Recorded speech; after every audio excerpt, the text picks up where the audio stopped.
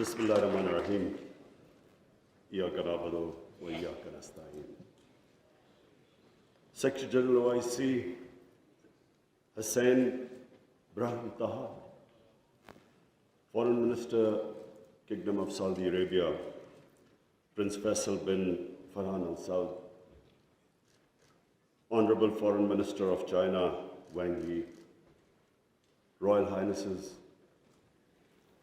Honorable Foreign Ministers, Excellencies, ladies and gentlemen. First of all, let me welcome you with great joy and happiness on this 48th Foreign Ministers OIC meeting. And it's being held in Islamabad at a time when we are celebrating our 75th anniversary of our independence. So I want to warmly welcome you. I hope you have a great stay here. And from the people of Pakistan, they are overjoyed that all of you are here and on this special occasion. Today I want to especially congratulate our OIC members because of a landmark resolution passed in the United Nations declaring 15th March as a day to combat Islamophobia.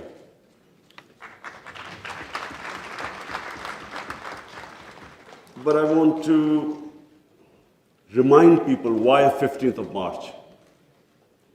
15th of March was a day when a gunman walked into a mosque in New Zealand and shot dead 50 people. Why did he shoot them?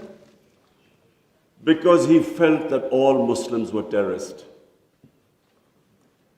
Where did this Islamophobia grow and was allowed to keep growing? After 9/11. What happened after 9/11? Unfortunately, this narrative of Islamic terrorism, Islamic radicalism, this narrative went on unchecked. Respected foreign ministers, I have spent a lot of my life in England, touring all over the world as an international sportsman. And I understand the Western civilization probably much better than most people. I went to university there and then used to spend half my year playing sports in the summer in England. Now I saw this growing. After 9/11, this Islamophobia kept growing. And the reason was, I'm sorry to say, that we, the Muslim countries, did not do anything to check this wrong narrative. How can any religion have anything to do with terrorism? How was Islam equated with terrorism? And once that happens, how is the man in the street in Western countries, how is he supposed to differentiate between a moderate Muslim and a radical Muslim? How can he differentiate? Hence, this man walks into a mosque and shoots everyone he could. Unfortunately, what should have been done and wasn't, the heads of Muslim countries should have taken a stand on this. But instead, a lot of heads of state kept saying things like, well, we are moderate. The moment you say you're a moderate Muslim, you automatically say that there is some extreme form of Islam. Our head of state at the time, after 9/11, he coined a phrase called enlightened moderation. I understand English better than most. I still don't know what it means.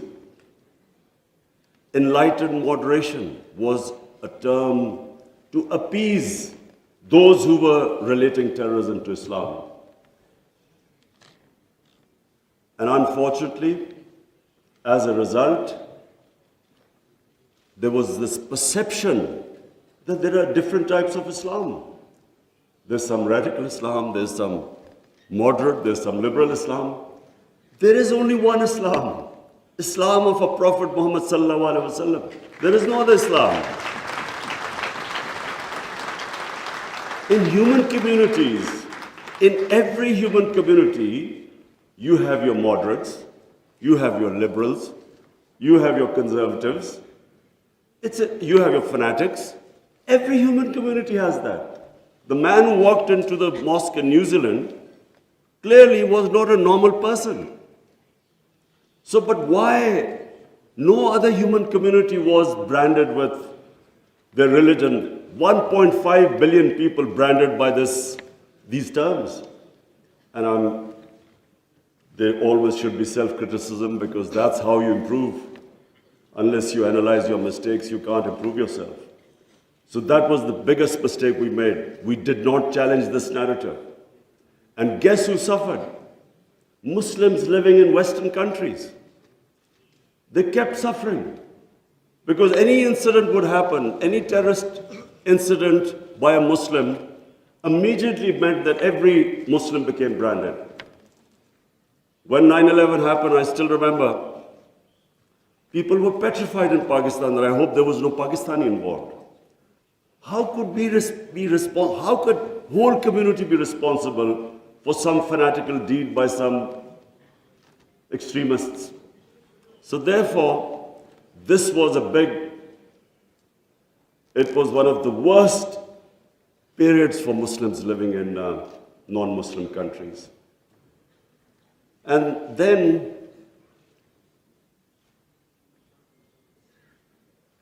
in 1989, there was a book called Satanic Verses, written by a Muslim who knew, because he came from a Muslim family, he knew the reaction in the Muslim world amongst the Muslims if he insulted or mocked or ridiculed a Holy Prophet, peace be upon him.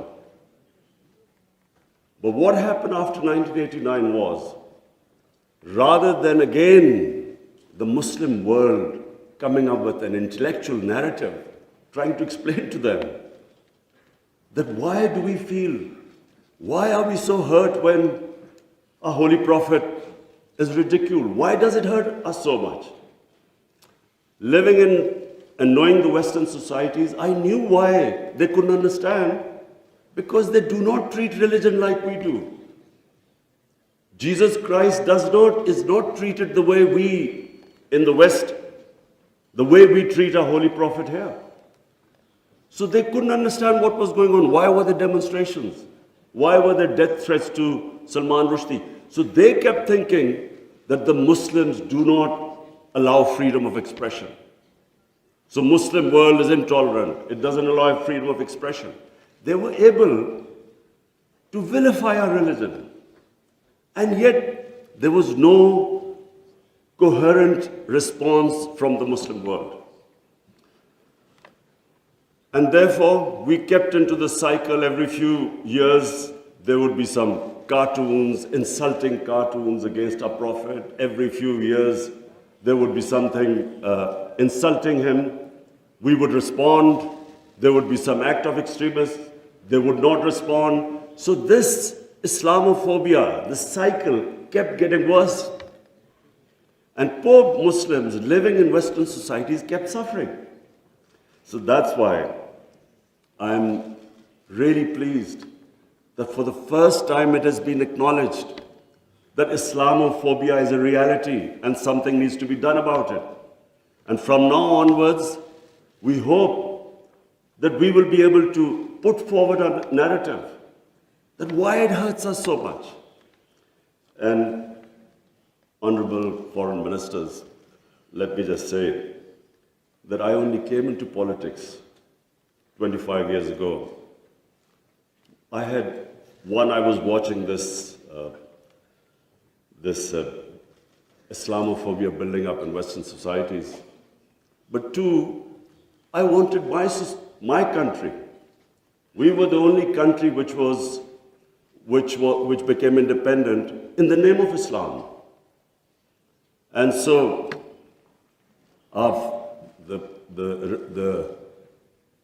the objective resolution of our founding fathers was to make an Islamic welfare state based on the state of Medina.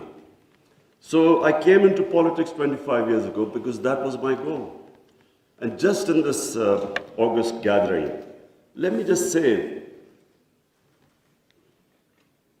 in the history of mankind, there was never a more just and humane state. Unfortunately, our children don't know about it.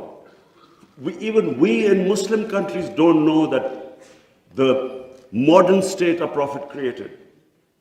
Forget about Western countries or non-Muslims.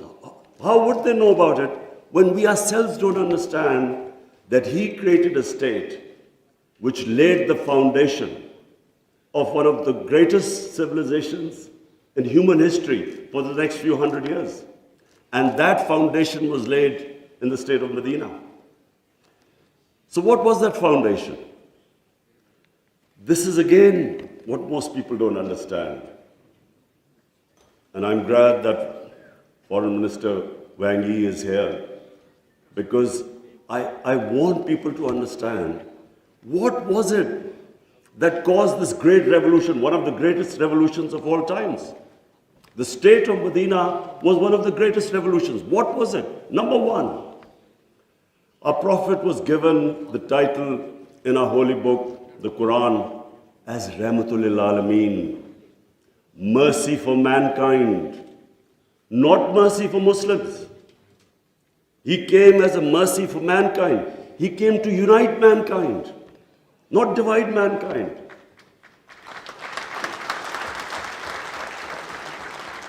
Allah for Muslims is Rahmat, Rabbul Alameen, not Rabbul Muslimeen. We do not understand, we Muslims don't understand the great mission our Prophet came in this world for, to unite humanity. The Charter of Medina was signed with Jews, with Christians, with Sabians, and with pagans. All became part of a human community. We don't even realize that in 10 years which the Prophet came to Medina and then he left this world, people think that it was, through conquest and through the sword. Hardly anyone knows that in these 10 years, there were only about 1,200 people who were killed in battles. In these 10 years, 1,200 people died and Islam spread all over Arabia. So it was a revolution of ideas. He created a new system. So the state of Medina, he created the best rule of law. The basis of a civilized society is rule of law. His saying that even if my daughter commits a crime, she will be punished. No one is above law. His saying that many nations before you have been destroyed, where the powerful crooks were exempted, were given immunity, and poor crooks were put into jail. If you look at the world right now, Excellencies, I can tell you, just look at all the poor countries. Look at the countries which have poverty. There will be one thing in common. They cannot catch the white-collar criminals. They only end up putting petty criminals in jail. This is the biggest problem which our Prophet, peace be upon him, predicted almost 1,500 years ago. The developing world is poor not because they lack resources, because they cannot put the powerful criminals in jail. There's a fact-eye panel report by Secretary General of the United Nations.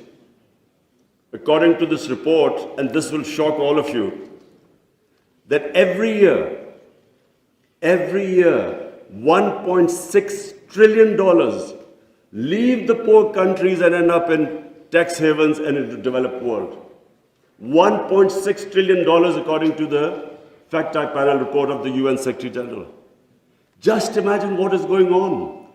Poor countries are being robbed simply because we cannot put the powerful criminals in jail. We cannot bring them under the rule of law. This is what our Prophet predicted. And this was the state of Medina where he set up this system of rule of law, no one above. And two of the first four Khalifas, two of the first four heads of state of Medina ended up in court of law. And one of the most revered and respected figures of Islam, who was the fourth Khalifa, he loses a case against a Jewish citizen because the judge refused to accept the testimony of his son. This was the justice system there, which laid the foundation of this great civilization. So what does it show? Number one,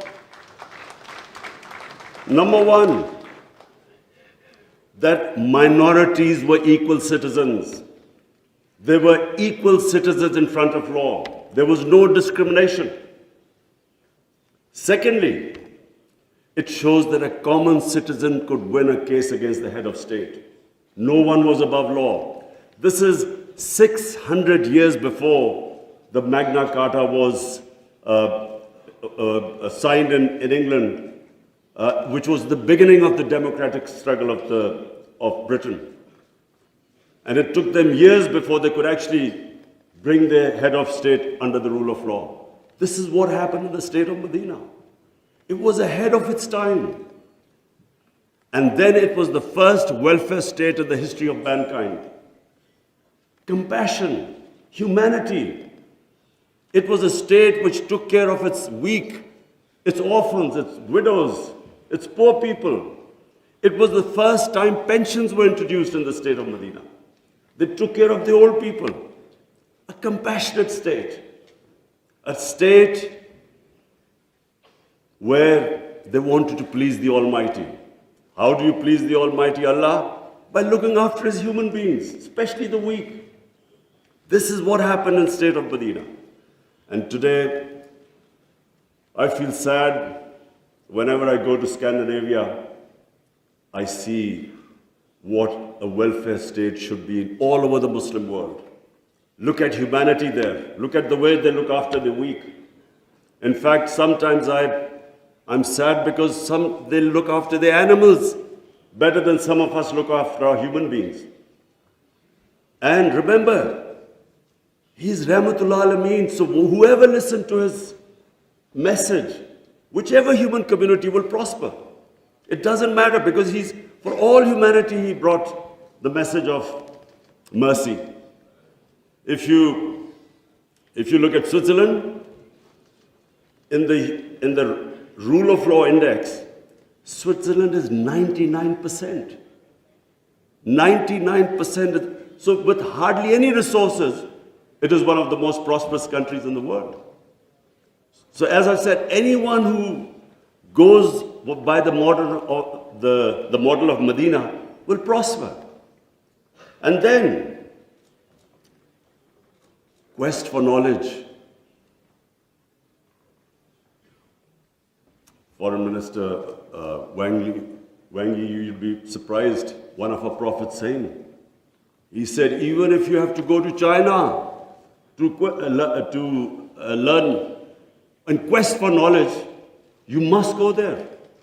Now first China at that time was center of knowledge, but it meant even risking your life. Going from, at that time, Arabia to China meant you might not come back. So that was the quest of knowledge. You have to seek knowledge from cradle to grave. He sparked off this great knowledge revolution.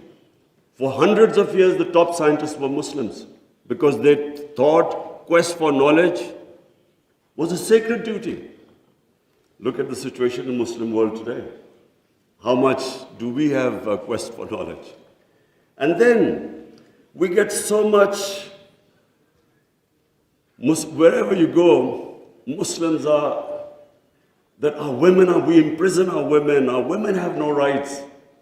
And sometimes, it almost seemed that the US invaded Afghanistan to liberate their women. There was no other reason except to liberate the women. Somehow our women are in prison. Let me just tell you that it was a revolutionary move by our Prophet that women were given inheritance rights. They were empowered. In Europe, even 100 years ago, the women barely got their inheritance rights. 1500 years ago, women were given the rights. And no one seems to know this. And sadly, cultural issues are equated to our religion. We cannot explain, sometimes Western people say, they confuse culture with religion. I'm sad to say in Pakistan, we discovered 70% of our women do not get inheritance rights. So we have especially had to pass law to enforce that women must get their inheritance rights. This is 1500 years later. And no one knows this. Slaves, honorable foreign ministers, nowhere in human history has this happened. That slaves became kings. The Mamluks were slaves who became kings in Egypt. In India, there was slave dynasty that became kings. Why? Because the Prophet said, treat your slaves as family members. Best to free them, if not, treat them as equal family members. So he was the greatest human being that ever stepped foot. There'll never be a human being like him. Anyone close to the Prophet became leaders. If you read the book, The Arab Conquest, everyone became a leader. Whoever was near the Prophet. And our generations don't understand that, and neither have we been able to explain to anyone else. Let's not confuse Muslim imperialism with the 10 years of Prophet in Medina. Let's not confuse that, because that was not what the Prophet preached, where the Muslims went all over the world conquering. It is not what the Prophets, the whole revolution was of ideas.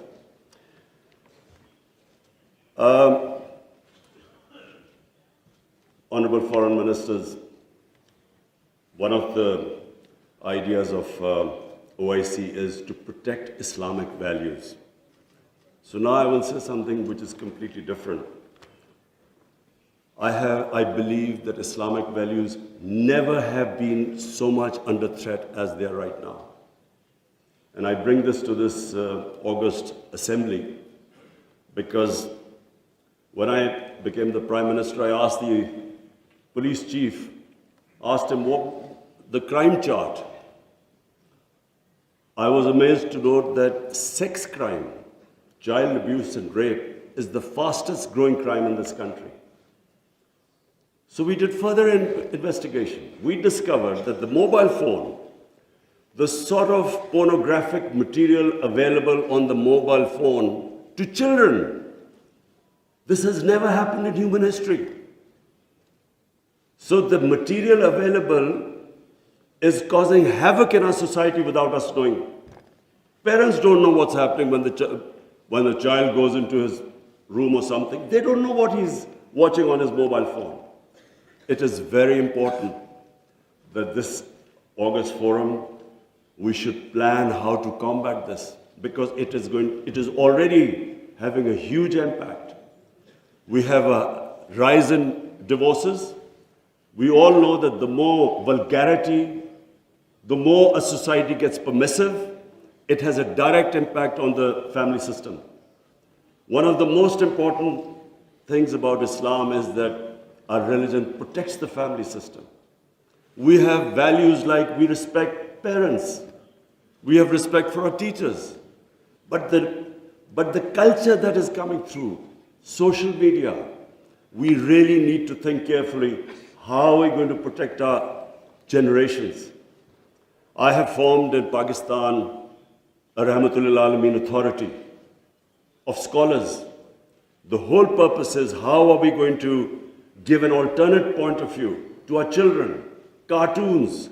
How do we, because children get influenced from that age onwards.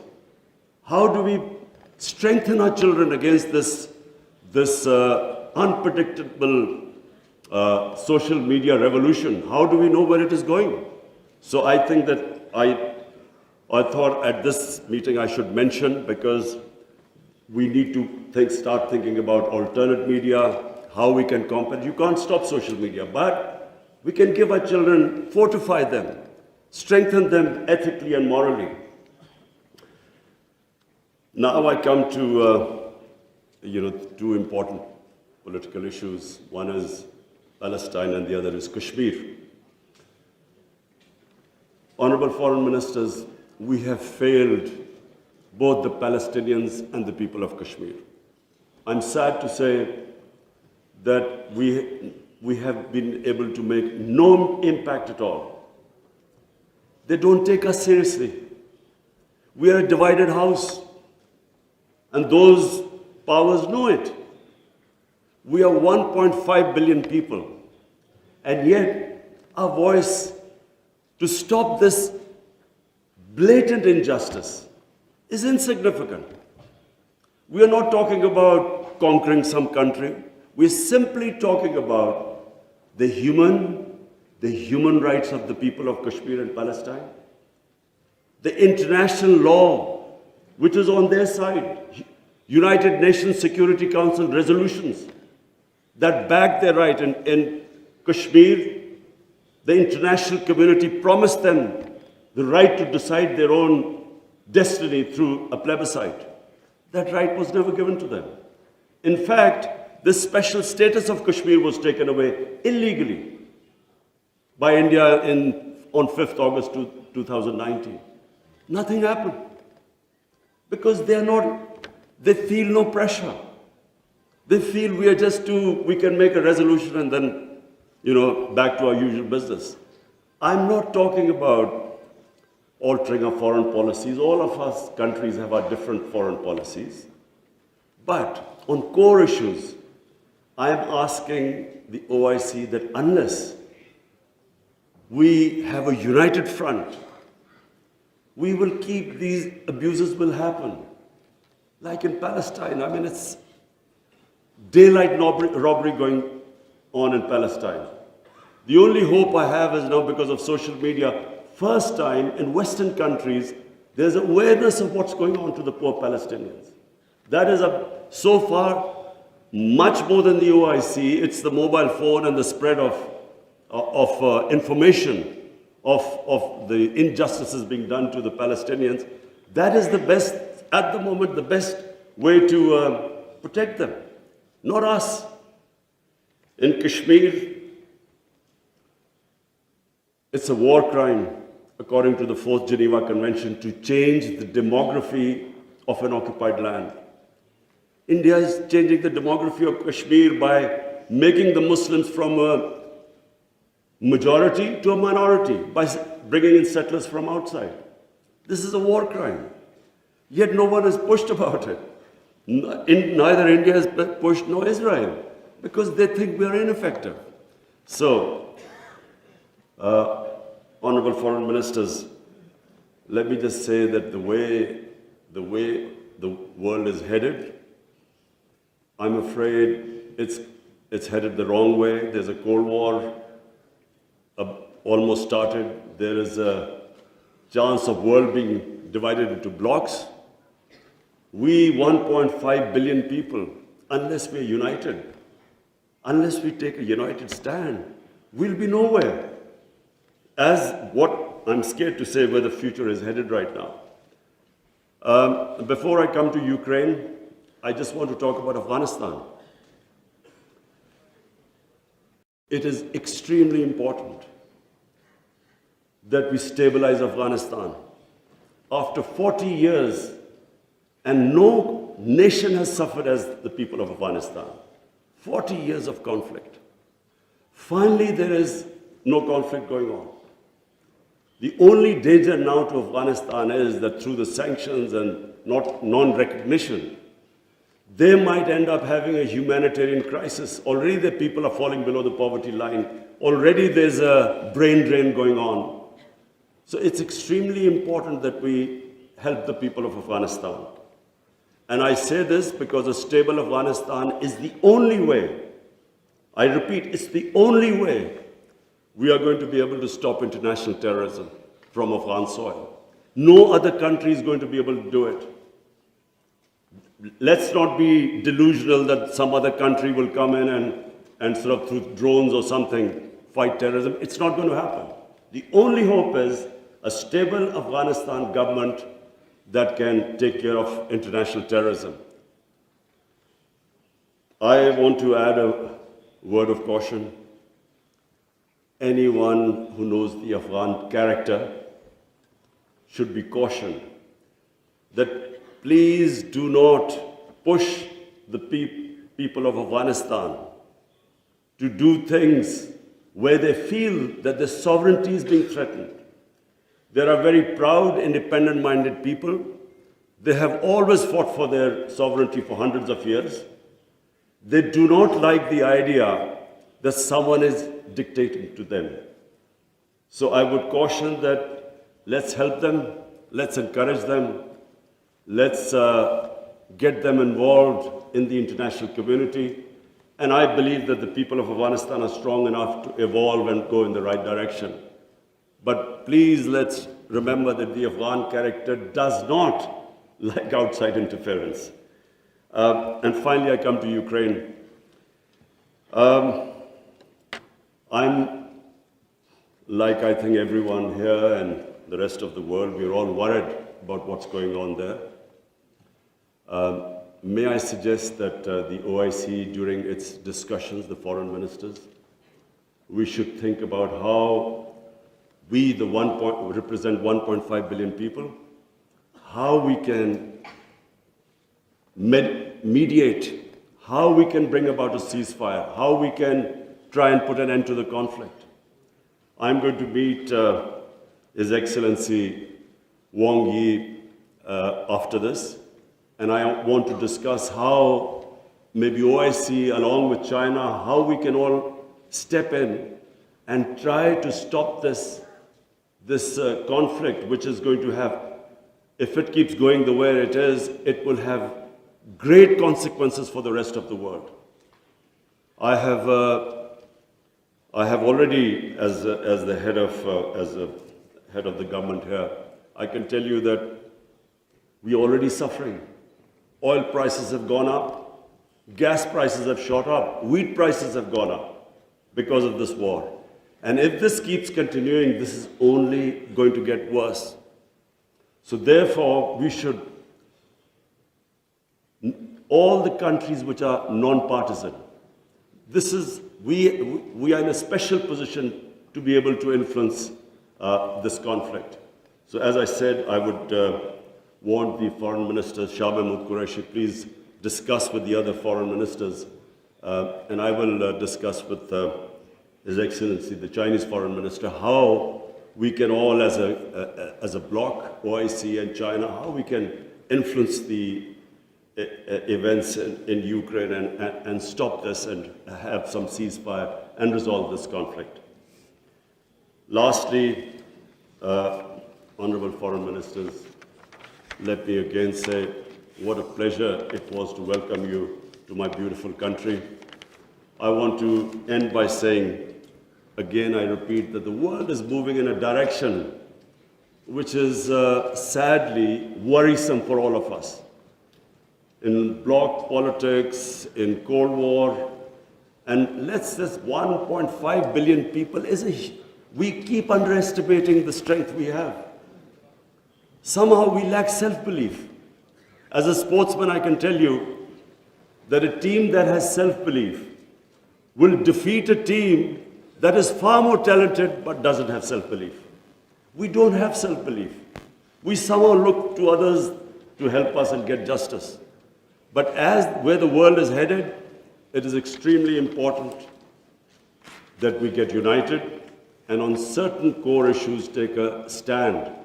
And let's not be dragged into this, into blocks, into the conflicts. We should stay as a bloc and show our power in bringing about peace rather than becoming part of some conflict. Thank you very much.